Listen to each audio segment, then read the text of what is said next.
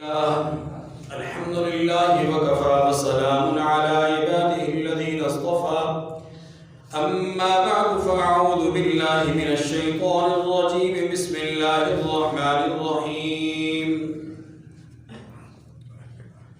لقد كان لكم في رسول الله أسوة حسنة وقال الله تبارك وتعالى إن الذين يؤذون الله ورسوله لعنهم الله آمنت بالله صدق الله العظيم وبلغنا رسوله النبي الكريم ونحن على ذلك لمن الشاهدين والشاكرين والحمد لله رب العالمين رب اشرح لي صدري ويسر لي أمري واحلل عقدة من لساني يفقهوا قولي رب زدني علما رب زدني علما رب زدني علما سبحانك لا علم لنا إلا ما علمتنا إنك أنت العليم الحكيم يا رب صل وسلم دائما أبدا على حبيبك خير الخلق كلهم اللهم صل على محمد وعلى آل محمد كما صليت على إبراهيم وعلى آل إبراهيم إنك حميد مجيد اللهم بارك على محمد وعلى آل محمد كما باركت على إبراهيم وعلى آل إبراهيم إنك حميد مجيد انتہائی محترم بزرگوں، بھائیوں، دوستوں، ساتھیوں، سورۃ الاحزاب کی آیت نمبر 21 اور سورہ احزاب ہی کی آیت نمبر 57 کا ایک حصہ میں نے آپ کے سامنے تلاوت کیا ہے۔ دعا فرمائیں کہ حق تعالی جل شانہ مجھے حق اور سچ کہنے کی توفیق نصیب فرمائے اور مجھے اور آپ کو اور پوری امت مسلمہ کو قرآن مجید فرقان حمید کو پڑھنے، سمجھنے اور اس پر عمل کرنے کی توفیق کامل نصیب فرمائے۔ آیت نمبر 21 کے ضمن میں پچھلے 8 جمعات میں اخلاق رسول صلی اللہ علیہ وسلم پر بات ہو رہی ہے۔ آج بھی اسی سلسلے کے ایک اور پہلو پر ہم بات کریں گے، اخلاق رسول کے ایک پہلو پر۔ اخلاق رسول کے حوالے سے چونکہ گزشتہ جمعات میں بہت سارے واقعات معاف کرنے، درگزر کرنے، صبر اور تحمل کا مظاہرہ کرنے، بردباری کا مظاہرہ کرنے کے حوالے سے ہمارے سامنے تفصیل سے آئے۔ یہاں ایک مسئلہ عام طور پر لوگوں کے ذہن میں پیدا ہو جاتا ہے، بہت سارے لوگوں کے، بلکہ آج کل کے دانشور اور نام نہاد مذہبی اسکالر اور الیکٹرانک میڈیا پر بیٹھے ہوئے تجزیہ کار اور پرنٹ میڈیا میں لکھنے والے کالم نویس وہ ایسے ہی واقعات کا سہارا لے کر یہ باور کروانا چاہتے ہیں کہ رسول اللہ صلی اللہ علیہ وسلم نے کبھی کسی موقع پر نہ کسی کو مارا ہے، نہ کسی کو مارنے پر رضامندی کا اظہار کیا ہے، نہ کسی کو مارنے کا حکم دیا ہے، بلکہ ہمیشہ آپ نے معافی کیا ہے۔ یہ عام طور پر باور کروانے کی کوشش کی جاتی ہے، اور ایسا کیوں کیا جاتا ہے؟ اس کی وجہ یہ ہے کہ آپ کے اس ملک کے اندر رسول اللہ صلی اللہ علیہ وسلم کے گستاخ، بے ادب، اور شاتم کے لیے قانون اور ضابطہ موجود ہے۔ اس بات کو کرنے کا مقصد یہ ہوتا ہے کہ تاکہ اس قانون میں کوئی ترمیم لائی جا سکے، اس میں کوئی تبدیلی کا پہلو لایا جا سکے، کہ ہم یہ بتائیں کہ اللہ کے رسول نے جب اپنا حق خود معاف کیا، جب اللہ کے رسول نے خود بدلہ نہیں لیا، جب رسول کائنات نے خود انتقام نہیں لیا، پیکر حسن اخلاق نے جب خود کسی کو مارنے کا نہیں کہا، بدلہ نہیں لیا، تو ملک کا یہ قانون کہ گستاخ رسول کو سزائے موت دی جائے، یہ قانون اس کی ضرورت نہیں ہے۔ جب رسول اللہ اپنا خود بدلہ نہیں لے رہے تو اس قانون میں ترمیم لائی جائے۔ اس بات کو کرنے کے لیے ساری فضا بنائی جا رہی ہے، ماحول بنایا جا رہا ہے، اور ایک عرصے سے اس پہ ورکنگ ہو رہی ہے، کام ہو رہا ہے۔ ہم نے بھی اخلاق رسول پر مشتمل خاص طور پر آپ کے معاف کرنے، درگزر کرنے، صبر و تحمل کے اس پہلو پر تقریباً 30 سے زائد واقعات ہم نے گزشتہ چند جمعات میں سنے، اور ان کی روشنی میں حضور کی اس صفت کو اچھی طرح ذہن میں بٹھایا کہ آپ کی یہ صفت رحم و کرم کی، معاف کرنے کی، درگزر کرنے کی، آپ کی یہ صفت آپ کے غضب پر حاوی اور غالب تھی۔ لیکن میں آپ کو یہ عرض کروں کہ یہ ایک بہت بڑا مغالطہ ہے، ایک سنگین غلطی ہے کہ ہم یہ سمجھیں کہ صرف آپ کی یہی صفت تھی، اس کی متضاد یا اس کے برعکس اس کی دوسری سمت یا تصویر کا دوسرا رخ تھا ہی نہیں۔ یہ بات بالکل غلط، بے بنیاد اور رسول اللہ صلی اللہ علیہ وسلم کی سیرت طیبہ سے ناواقفیت، جہالت پر مبنی ہے۔ آج کی اس نشست میں ہم اللہ کے رسول صلی اللہ علیہ وسلم کی گوشہ حیات سے اسی پہلو کو سمجھنے کی کوشش کریں گے۔ یہ پہلو کیا ہے؟ یہ پہلو ہے آپ صلی اللہ علیہ وسلم کے دشمنان کے حوالے سے آپ کا رویہ، آپ کا مزاج۔ اس سے پہلے کہ ہم رسول اللہ صلی اللہ علیہ وسلم کا عمل سمجھیں، ہمیں یہ بات ذہن نشین کر لینی چاہیے کہ اخلاق حسنہ کا نام صرف معاف کرنا نہیں، یا اخلاق حسنہ کا اطلاق صرف درگزر کرنے پر نہیں ہوتا۔ اخلاق حسنہ میں اتنی وسعت اور جامعیت ہے کہ یہاں دوست اور دشمن، عزیز اور بیگانہ، چھوٹا اور بڑا، نجی زندگی اور سماجی زندگی، آپ کی معاش اور آپ کی معاشرت، آپ کی صلح اور آپ کے جنگ کے تمام پہلو اخلاق حسنہ کے اس دائرے کی وسعت میں شامل ہیں۔ ایسا نہیں ہے کہ آپ صرف درگزر کرنے والے تھے اس لیے آپ اخلاق حسنہ کے مالک تھے، نہ، اخلاق حسنہ کا صرف یہ مطلب نہیں ہے۔ یہ ایسا ہی ہے جیسا نماز دین ہے، نماز دین ہے، روزہ دین ہے، جہاد دین ہے، لیکن کوئی آدمی اگر یوں کہے کہ نماز ہی دین ہے، یہ غلط ہے۔ کوئی آدمی اگر یوں کہے کہ زکوٰۃ دینا ہی دین ہے تو یہ غلط ہے۔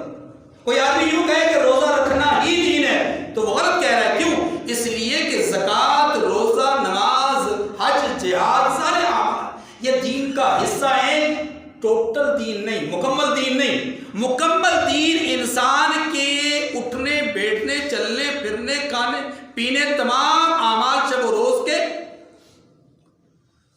تمام اعمال جو کہ اللہ کے حکم کے تابع ہوں، رسول کی اتباع میں ہوں، یہ دین ہے۔ اس میں ہر چیز شامل ہے، اس میں ہر چیز بعینہ انک لعلی خلق عظیم، کہ آپ اخلاق عظیمہ کے مرتبے پر فائز تھے۔ آپ حسن خلق کے پیکر تھے، اخلاق حسنہ کے رہرو تھے۔ اس کا معنی یہ نہیں کہ آپ صرف صبر کرنے والے تھے، آپ صرف معاف کرنے والے تھے، آپ صرف درگزر کرنے والے تھے، آپ بدلہ لینے والے نہیں تھے، آپ غصہ کرنے والے نہیں تھے، آپ انتقام لینے والے نہیں تھے، آپ کسی کو سزا دینے والے نہیں تھے، آپ کسی کی گرفت کرنے والے نہیں تھے، آپ کسی کے پکڑ کرنے والے نہیں تھے، آپ کسی پر عتاب سے پیش آنے والے نہیں تھے، آپ کسی پر سختی کرنے والے نہیں تھے۔ یہ بات نہیں ہے۔ رسول اللہ صلی اللہ علیہ وسلم کا حسن خلق ان تمام باتوں کو شامل ہے۔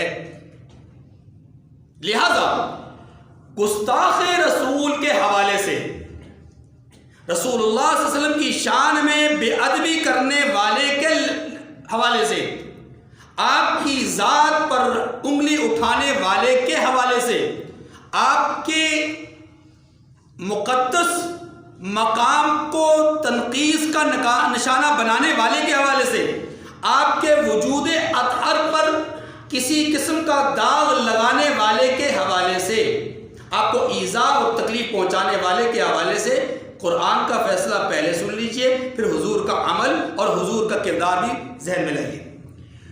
قرآن کا فیصلہ کیا ہے؟ سورۃ الاحزاب ہے، اسی سورت کا نام بتا رہا ہوں جس سورت میں یہ بتایا گیا ہے لَقَدْ كَانَ لَكُمْ فِي رَسُولِ اللَّهِ أُسْوَةٌ حَسَنَةٌ، کہ تمہارے لیے اللہ کے رسول کی زندگی بہترین نمونہ ہے۔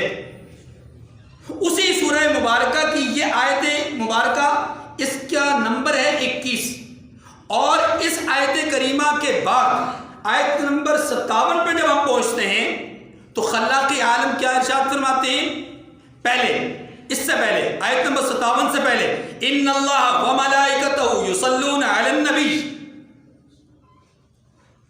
پہلے یہ کہا جا رہا ہے، پہلے مقام بیان کیا جا رہا ہے، پہلے مرتبہ بیان کیا جا رہا ہے۔ اس سے بھی پیچھے چلے جائیں، تھوڑا سا چند آیات پیچھے چلے جائیں تو کہا جا رہا ہے ما کان محمد ابا احد من رجالکم ولکن رسول اللہ وخاتم النبیین۔ کہا جا رہا ہے یا ایھا النبی انا ارسلناک شاہدا ومبشرا ونذیرا وداعیا الی اللہ باذنہ سراجا منیرا۔ ساری صفات بیان کی جا رہی ہے، مقام بیان کیا جا رہا ہے، تعدد ازواج کو بیان کر کے کہا جا رہا ہے کہ خالصۃ لک من دون المؤمنین، یہ آپ کے شان مرتبت کے مطابق ہے، لیکن مومنوں کے لیے یہ جائز نہیں کہ وہ 4 سے زیادہ شادیاں کریں۔ سارے اسوہ کو بیان کیا جا رہا ہے، مرتبے کو مقام کو بیان کیا جا رہا ہے، پھر کہا جا رہا ہے ان الذین یؤذون اللہ ورسولہ لعنہم اللہ فی الدنیا والآخرہ۔ وہ لوگ کہ جو اللہ اور اس کے رسول کو ایذا پہنچائیں گے، وہ لوگ کہ جو اللہ اور اس کے رسول کو تکلیف پہنچانے کا سبب بنیں گے، وہ لوگ کہ جو اللہ اور اس کے رسول کو کسی قسم کی تنقیص کا نشانہ بنائیں گے، فرمایا ان کے لیے دنیا میں بھی لعنت ہے، آخرت میں بھی۔ اب دنیا کی لعنت، آخرت کی لعنت تو واضح ہے جہنم، لیکن دنیا کی لعنت کیا ہے؟ دنیا کی لعنت تمام مفسرین کے نزدیک اس آدمی کو سزائے موت ہے۔ اس آدمی کے لیے کیا ہے؟ معلوم یہ ہوا کہ گستاخی رسول کرنے والے کو دنیا میں بھی سزا دی جائے گی، دنیا میں بھی۔ یہ ہے قرآن کا فیصلہ۔ اب رسول اللہ صلی اللہ علیہ وسلم کے عمل کے حوالے سے، اچھا قرآن کا اسی فیصلے کو ایک اور انداز میں 3 آیات کے بعد قرآن نے بیان کیا، فرمایا لئن لم ينتهِ المنافقون والذین فی قلوبهم مرض والمرجفون فی المدینة لنغرینک بهم ثم لا یجاورونک فیہا الا قلیلا ملعونین۔ یہ جو آپ کی شان میں حتق کر رہے ہیں، بے عزتی اور توہین اور تذلیل کر رہے ہیں، یہ آپ کی شان میں جو کمی کر رہے ہیں، فرمایا کہ یہ لعنتی ہیں۔ کون ہیں؟ ملعونین، لعنتی ہیں۔ اینما ثقفوا اینما اخذوا قتلوا تقتیلا، جہاں پکڑے جائیں، جہاں ان پر تمہارا ہاتھ ڈل جائے، پکڑو، پکڑ کر واصل جہنم کرو۔ یہ قرآن پاک کا فیصلہ ہے۔ یہ قرآن پاک کا کس نے کرنا ہے یہ میں بعد میں بتاتا ہوں، لیکن قرآن پاک کا ایک فیصلہ ہے کہ گستاخی رسول کرنے والے کو معاف نہیں کیا جائے گا۔ امام مالک رحمۃ اللہ علیہ سے کسی نے پوچھا کہ حضرت کیا کوئی آدمی اگر رسول اللہ صلی اللہ علیہ وسلم کی شان میں گستاخی کرے کیا اسے معاف کیا جا سکتا ہے، اسے چھوڑا جا سکتا ہے؟ تو وقت کے امام نے دو ٹوک الفاظ میں کہا کہ اگر رسول اللہ صلی اللہ علیہ وسلم کی شان میں گستاخی کرنے والے کی گستاخی ثابت ہو جائے پھر بھی وہ زندہ رہے، اس قوم کو، اس امت کو زندہ رہنے کا کوئی حق نہیں۔ گستاخ زندہ رہے اور امتی اپنی زندگی گزارتے رہے، انہیں زندگی گزارنے کا کوئی حق۔ اب آپ کہیں گے جی مولوی صاحب اتنے دنوں سے تو آپ واقعات سنا رہے تھے رحم و کرم کے، بردباری کے، تحمل مزاجی کے، صبر کے۔ آئیے ذرا رسول اللہ صلی اللہ علیہ وسلم کا عمل بھی اس حوالے سے دیکھ لیجئے۔ رسول اللہ صلی اللہ علیہ وسلم کا اس سلسلے میں پہلا عمل، لوگ کہتے ہیں آپ نے کبھی بد دعا نہیں کی۔ یہ بات ٹھیک نہیں ہے، یہ بات ٹھیک، ہاں آپ کی دعا بد دعا پر غالب تھی، آپ کی دعا بد دعا پر غالب تھی، اس میں کوئی شک نہیں۔ جیسے اللہ کی رحمت اللہ کے غضب پر حاوی ہے، لیکن یہ مطلب نہیں ہے کہ اللہ کو غصہ نہیں آئے گا یا غصہ نہیں آتا۔ چیزوں کو بیلنس کر کے سمجھنے کی کوشش کیا کریں۔ رسول اللہ صلی اللہ علیہ وسلم نے بد دعائیں فرمائی ہیں۔ توجہ، ایک شخص ہے عتیبہ ابن ابو لہب، یہ حضور کا سگا چچے کا بیٹا ہے، اپنی بیٹی کا نکاح اس سے کروایا اور رخصتی سے پہلے اس نے اعلان نبوت کی وجہ سے آپ کی بیٹی کو طلاق دے دی۔ صرف طلاق نہیں دی، توجہ، بیٹی کو طلاق دی، آپ کو برا کہا، آپ کے چہرے انور کی طرف منہ کر کے اسے تھوکا، ٹھیک ہے؟ یہ اس کی گستاخیاں اور بے ادبیاں تھی۔ رحمت دو عالم صلی اللہ علیہ وسلم اعلان نبوت کے چند ہی دنوں بعد اس حرکت کو دیکھ کر کے، یہ ابتلائی نبوت کی بات ہے، ابتلائی نبوت کی، اور سگے چچا کا بیٹا ہے، اور بیٹا بھی وہ جس کے ساتھ اپنی بیٹی کا عقد کروایا ہے۔ جب وہ آپ کی بے ادبی، گستاخی اور توہین کرتا ہے تو اللہ کے رسول کی زبان سے جملہ نکلتا ہے، اللہم سلط علیہ کلبا من کلابک، اے اللہ اپنے کتوں میں سے کوئی کتا اس پر مسلط فرما دے۔ بد دعا ہے، دعا ہے۔ یہ عتیبہ چند دنوں کے بعد شام کے سفر پہ چلتا ہے، قافلے میں ہے، اور قافلہ ایک جگہ پہ رات کی تاریکی میں آ کر کے پڑاؤ ڈالتا ہے۔ اچانک شیر کے دھاڑنے کی آواز آتی ہے، یہ اس کا رواں کانپ اٹھتا ہے، اسے فوراً محمد کریم کی بد دعا یاد آ جاتی ہے، کہتا ہے لوگوں میرے قریب آ جاؤ، اپنا سامان میرے ارد گرد اس کا حصار بنا لو، رکاوٹ بنا لو، اور رکاوٹ بنا کر کے میرے قریب ہی لو، کہیں ایسا نہ ہو کہ کوئی درندہ آ کر کے، کوئی شیر آ کر کے، کوئی جانور آ کر کے مجھے چیر پھاڑ دے، کیونکہ محمد نے مجھے بد دعا دی تھی، محمد نے مجھے، اللہ اکبر۔ رات کی تاریکی ہے، لوگوں نے سامان اس کے ارد گرد رکھا، لوگوں کو بھی یقین تھا کہ محمد کی بد دعا رائے گا نہیں جائے گی۔ مومن کو یقین نہیں کہ اس کے نبی نے جو کہا ہے سچ کہا ہے، ورنہ کافر کو یقین ہے کہ وہ جو کہتے تھے سچ کہتے تھے۔ یہ ایک مومن بدقسمت ہے جسے پتہ نہیں کہ نماز دین کا ستون ہے، اسے پتہ نہیں کہ ذکر اللہ میں جو ہے وہ دل کی زندگی ہے، اسے پتہ نہیں کہ اس کے نبی کے فرمان میں حیات ہے، اسے پتہ نہیں، اسے یقین نہیں۔ یقین ہے تو کافر کو ہے۔ خیر، عرض کر رہا تھا کہ رات کی تاریکی ہے، سبھی سو گئے ہیں، شیر ڈھونڈتے روایت میں آتا ہے، بہقی کی روایت ہے، مورخین نے بھی لکھا ہے کہ ڈھونڈتے وہ لوگوں کے سروں کو سونگ رہا تھا، ایک کو سونگ رہا ہے آگے جا رہا ہے، سونگ رہا ہے آگے جا رہا ہے، سونگ رہا ہے آگے، چلتے وہ سامان کے اوپر سے چھلانگ لگا کر کے اندر داخل ہوتا ہے، اور داخل ہو کر کے عتیبہ کو چیر پھاڑ کر، یہ ہے محمد کریم کی بد دعا۔ توجہ، غزوہ احد ہے، رسول اللہ صلی اللہ علیہ وسلم پر ایک شخص، اس کا نام بھی عتیبہ بن ابی عاص ہے، اس نے پتھر مارا، اللہ کے رسول مبارک صلی اللہ علیہ وسلم کے چہرہ اقدس پہ لگا، آپ کا سامنے کا دانت یا دو دانت شہید ہو گئے، آپ کے چہرے انور پر زخم آئے، اور آپ کے نیچے والے ہونٹ سے زخم کی وجہ سے خون جاری ہو گیا، خون روا ہو گیا۔ آپ علیہ السلام اسی زخم کی تاب نہ لاتے ہوئے پیچھے ایک گڑھا تھا، وہاں اس میں گر گئے، توجہ، وہاں گرتے ہیں تو وہاں ایک آدمی، ایک کافر آگے بڑھتا ہے اور اس کا نام ہے عبداللہ. وہ آگے بڑھ کر کے اللہ کے رسول صلی اللہ علیہ وسلم کو، عبداللہ بن امیہ، وہ آگے بڑھتا ہے اور آگے بڑھ کر کے کہتا ہے کہ اے محمد، یہ وار میرا ہے، یہ وار میرا ہے، میرے اس وار کو سنبھال کے رکھنا، میں ابن امیہ ہوں. رب ذوالجلال کے محبوب نے اس کے چہرے کی طرف دیکھا اور فرمایا قماک اللہ، اللہ تجھے ذلیل و رسوا کر دے. بد دعا ہے، یہ دعا ہے، بولیے نا، رحمت للعالمین وما ارسلناک الا، کس کے لیے بد دعا دے رہے ہیں؟ اپنی ذات پر تکلیف آئی ہے تو بد دعا دے رہے ہیں. ایسے ہی ہے، پہلے کو بھی بد دعا دی تو اپنی وجہ سے، اپنی بیٹی کی وجہ سے، توہین کی وجہ سے، تنقید کی وجہ سے. اب توجہ، یہ آدمی کچھ دنوں کے بعد ایک جگہ پہ جاتا ہے اور وہاں پہاڑی علاقے میں جاتا ہے. وہاں پر ایک بکرا تھا اور اس کے بڑے بڑے سینگ تھے. یہ جنگلی بکرا وحشی انداز اختیار کرتا ہے، آگے بڑھتا ہے اور اس کو اپنے سینگوں سے مار مار کر کے پارا پارا اور ٹکڑے ٹکڑے کر دیتا ہے. قماک اللہ، رب ذوالجلال کے محبوب نے بد دعا دی تھی.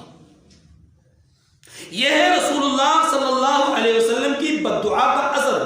اللہ کے رسول نے ایک خط بھیجا، کس کی طرف؟ مختلف حکمرانوں کی طرف، انہیں دعوت اسلام دی. توجہ میری طرف جی، ہر ایک حکمران نے خط پڑھا، کسی نے قبول کیا، کسی نے نہیں قبول کیا. لیکن ایک آدمی ان میں سے ایسا بھی تھا، خسرو پرویز، جس کو کسرا کہا جاتا ہے، اس نے اس خط کو پڑھا.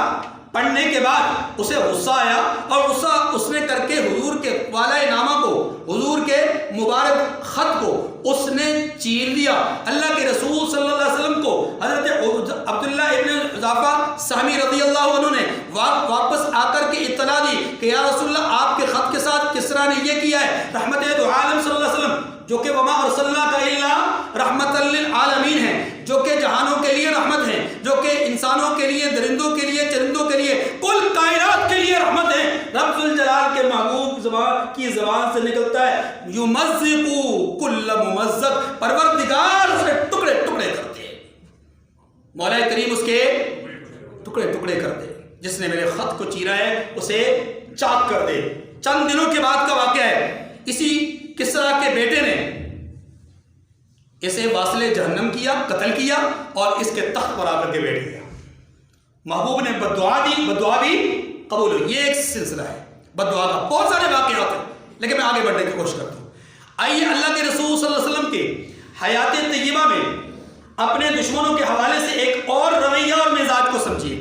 وہ رویہ اور مزاج کیا ہے کہ اللہ کے رسول کے دشمن سے، اللہ کے رسول کے چاہنے والے نے، اللہ کے رسول کے صحابی نے، اللہ کے رسول کے کسی جانثار نے اسے بدلہ لیا، اسے واصل جہنم کیا.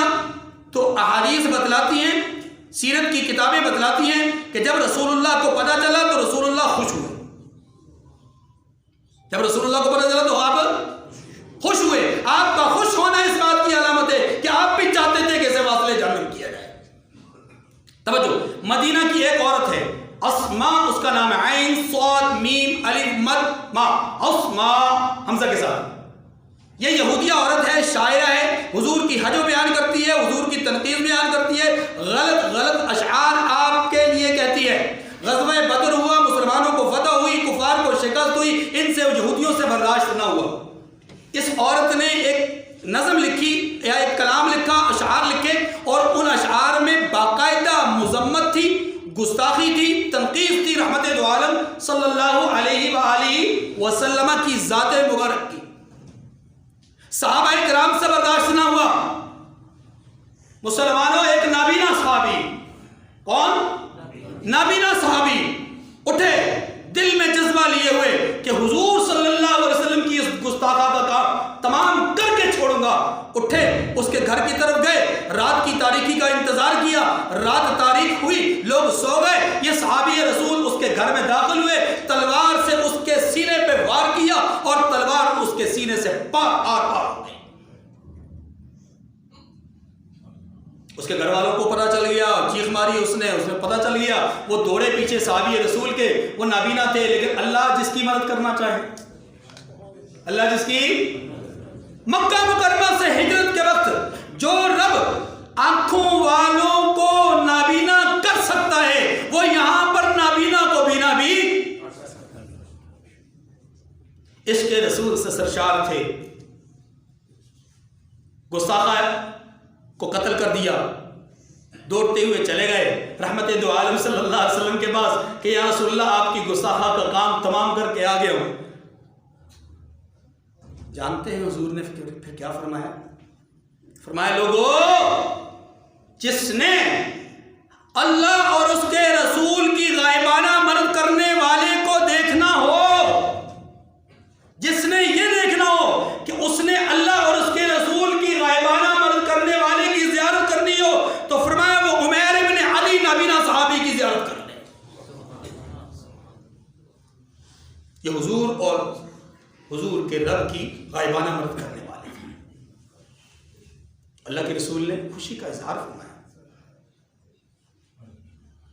اللہ کے رسول صلی اللہ علیہ وسلم نے بہت سارے مواقعوں پر اپنے دشمنوں کو معاف کیا ہے, اس میں کوئی شک نہیں. لیکن آپ کے ذہن میں ایک سوال آئے گا کہ جب اللہ کے رسول خود بدلہ نہیں لے رہے تو ہمیں بدلہ لینے کا حق کیا پہنچتا ہے؟ حضور نے کیوں معاف کیا؟ تو توجہ کیجیے, بند کر دیجیے موبائل. حضور نے کیا فرمایا؟ توجہ, حضور نے بدلہ نہیں لیا. 3 وجوہات علماء نے لکھی ہیں, ذہن میں بٹھا لیجئے گا, نقش کر لیجئے گا تاکہ کوئی بد ذات اور بد فطرت آپ کو ورگلا کر کے دین میں شکوک و شبہات نہ پیدا کر سکے. پہلی بات, رسول اللہ صلی اللہ علیہ وسلم نے جن لوگوں سے عمومی طور پر بدلہ نہیں لیا تھا وہ واقعات ابتدائے اسلام کے تھے. عمومی طور پر کبھی کبھی لیا بھی, جیسے عتیبہ سے بددعا دی, لیکن اکثر و بیشتر آپ نے معاف ہی کیا ابتدائے اسلام کی وجہ سے تاکہ اسلام مستحکم ہو جائے. دوسری وجہ, رسول اللہ صلی اللہ علیہ وسلم نے ان لوگوں سے بدلہ نہیں لیا, سیرت طیبہ بتلاتی ہے, ان سے بدلہ نہیں لیا جن سے گستاخی ہوئی, بے ادبی ہوئی, تنقیص ہوئی, لیکن ارادتاً نہیں. مثلا ایک دیہاتی آیا, اللہ کے رسول صلی اللہ علیہ وسلم کے دوش مبارک پر آپ کی کملی تھی, آپ کی چادر تھی, اس نے آپ کی چادر کو زور سے پکڑ کر کھینچا جس سے اللہ کے رسول کے گردن مبارک پر نشان پڑ گیا. واقعہ سامنے آیا, اللہ کے رسول نے اسے کچھ نہیں کہا. اس کا مقصد تنقیص نہیں تھا, اس کا مقصد حجب نہیں تھا, وہ اپنے مزاج کے مطابق, اپنے ماحول کے مطابق اس نے یہ حرکت کی تھی. اگرچہ اس کی یہ حرکت بے ادبی پر, گستاخی پر مشتمل تھی, تنقیص پر مشتمل تھی, لیکن اس کا ارادہ یہ نہیں تھا. اس کا ارادہ, اللہ کے رسول نے بدلہ نہیں لیا. جہاں اللہ کے رسول نے دیکھا کہ ارادہ بھی اسی بے ادبی کا ہے, گستاخی کا ہے, اور ارادے کا اظہار ہوتا ہے عمل اور کردار سے, ما قبل اور ما بعد کے واقعات اور حالات سے, تو اللہ کے رسول نے وہاں پر بدلہ لیا ہے. خیر, 2 وجہ ہو گئی. تیسری وجہ, اللہ کے رسول صلی اللہ علیہ وسلم کا یہ ذاتی حق تھا, آپ چاہتے تو معاف کرتے, چاہتے تو بدلہ لیتے. جہاں آپ نے چاہا بدلہ لوں وہاں بدلہ لے لیا, جہاں چاہا معاف کر دوں وہاں معاف کر دیا. اللہ کے رسول کا ذاتی حق تھا, اللہ کے رسول کا. لیکن اب سنیے توجہ, امت کا اجماعی مسئلہ سمجھیے, اور وہ اجماعی مسئلہ یہ ہے کہ رسول اللہ صلی اللہ علیہ وسلم کی شان اقدس میں آج اگر کوئی آدمی لفظی یا صورتاً یا کسی بھی انداز میں, کارٹون کی صورت میں, تحریر کی صورت میں, تقریر کی صورت میں اگر حضور کی شان میں گستاخی کرے گا تو اب یہ صرف حضور کا حق نہیں, صرف حضور کا حق نہیں, بلکہ چونکہ حضور اللہ کے پاس, اب یہ حق کس کا ہے؟ امت مسلمہ کا. اب یہ حق کس کا ہے؟ امت مسلمہ کا. اور یاد رکھیے کہ امت مسلمہ کا کوئی 1 2 3 4 5 6 ہزار لاکھ 2 لاکھ کروڑ 2 کروڑ ارب 2 ارب مسلمانوں میں سے کچھ مسلمان معاف کرے اور کچھ مسلمان بدلہ لیں, ایسا نہیں ہو سکتا. پوری امت پر واجب ہے کہ حضور کے گستاخ کا بدلہ لے. بدلہ کون لے گا؟ یہ بڑا اہم مسئلہ ہے. بدلہ لینا کس نے ہے؟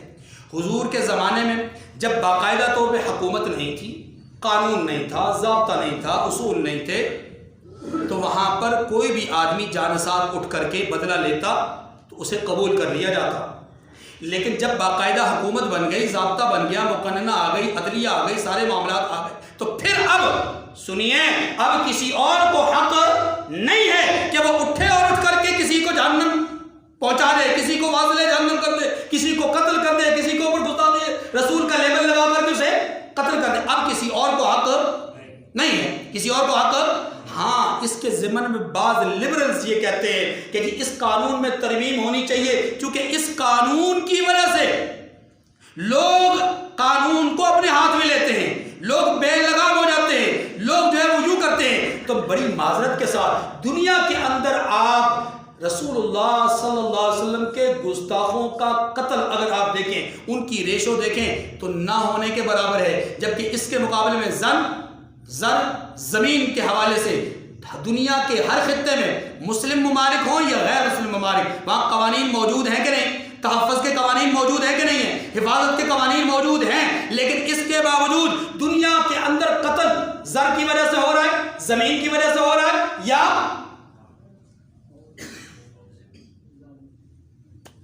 زن کی وجہ سے ہو رہا ہے۔ اور یہ ایک دو لوگوں کا قتل نہیں ہے، ایک فرد کے قتل سے لے کر کے دنیا کے اندر ہزاروں قتل اسی وجہ سے ہو رہے ہیں، زمین کے ٹکڑے کی وجہ سے ہو رہے ہیں۔ اپنی انا کے لیے ناگاساکی پر، ہیروشیما پر بم بلاسٹ کیے گئے اور ایک نہیں، دو نہیں، تین نہیں، لاکھوں لوگ قتل ہوئے اور متاثر ہوئے، آج بھی ان کی متاثرہ نسلیں موجود ہیں۔ یہ کیا ہے؟ کیا یہ قانون رسالت کے حوالے سے تھا؟ کیا یہ زن اور زر زمین کے لیے نہیں تھا؟ اگر تھا تو پھر دنیا کے اندر سے تمام قوانین کا خاتمہ کر دیا جائے، تب ہم کہیں گے ہاں قانون رسالت پر آپ اگر ترمیم کرنا چاہتے ہیں پھر سوچئے۔ لیکن جب دنیا کے تمام قوانین موجود ہوتے ہوئے بھی قتل ہو رہے ہیں تو پھر ان کو آڑ بنا کر کے آپ قانون رسالت پر اٹیک نہ کیجیے، حملہ نہ کیجیے۔ ہاں، قانون رسالت کو مضبوط بنانے کے لیے آپ کے پاس پاور ہے، اور وہ پاور کیا ہے؟ آپ اس قانون کے تحفظ کے لیے، اس کی بالادستی کے لیے مجرم جس پر جرم ثابت ہو جائے، مجرم جس پر جرم ثابت ہو جائے، آپ اس مجرم کو معاف نہ کیجیے۔ نہ معاف کرنے کا حق گورنر کو دیجیے، نہ وزیر اعظم کو دیجیے، نہ کیا کہتے اس کو صدر کو دیجیے، کسی اور آدمی کو، کسی شخص کو اس کا حق نہیں کہ وہ معاف کرے۔ اگر اس کا جرم ثابت ہو جائے تو پوری دنیا کے سامنے اپنے نبی کا امتی ہونے کی حیثیت سے قانون کے تحفظ کے لیے، قانون کی بالادستی کے لیے اسے پھانسی پر لٹکا دیجیے تاکہ دوسروں کے لیے عبرت ہو۔ قانون پر آپ عمل کریں، عوام کو ضرورت ہی نہیں ہے ہاتھ اٹھانے کی، ورنہ پھر یاد رکھیے اگر دنیا میں بے قاعدگیاں، لا قانونیت ہو رہی ہے تو اس لا قانونیت کے پیچھے یہ قانون نہیں ہے، بلکہ آپ کی طرف سے عوام کے اندر عدم اطمینان جو ہے وہ اس کی وجہ ہے۔ دو پہلو میں نے عرض کیے ہیں، ایک پہلو اللہ کے رسول کے سامنے اللہ کے رسول کی توہین ہوئی تو آپ نے بد دعائیں دی، دوسرا پہلو اللہ کے رسول کی بے ادبی ہوئی تو کسی صحابی نے آپ کے گستاخ کو قتل کر دیا تو آپ نے خوشی کا اظہار کیا۔ اب اسی مرحلے کو تھوڑا سا آگے بڑھاؤں گا کہ اللہ کے رسول نے کیسے اپنے دشمن کو اور اپنے گستاخ کو قتل کرنے کا حکم دیا۔ اس کے لیے انشاءاللہ اگلی مجلس میں وآخر الدعوانا ان الحمدللہ